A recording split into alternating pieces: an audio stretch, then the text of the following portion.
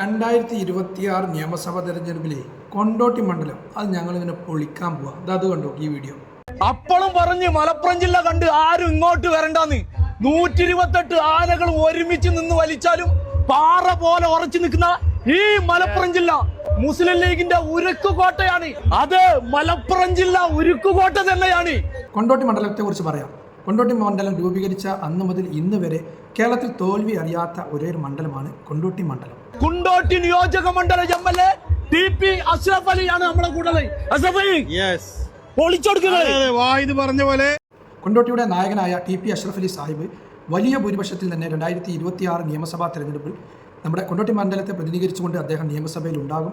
അത് കേരള രാഷ്ട്രീയത്തിലെ ഏറ്റവും നല്ലൊരു ഭൂരിപക്ഷത്തോടു കൂടിയായിരിക്കും അദ്ദേഹം നിയമസഭയിൽ എത്തുന്നത് എന്ന കാര്യം കൂടെ നമ്മൾ വളരെ സന്തോഷത്തോടെ ഓർക്കേണ്ട ഒരു കാര്യം കൂടിയാണ്.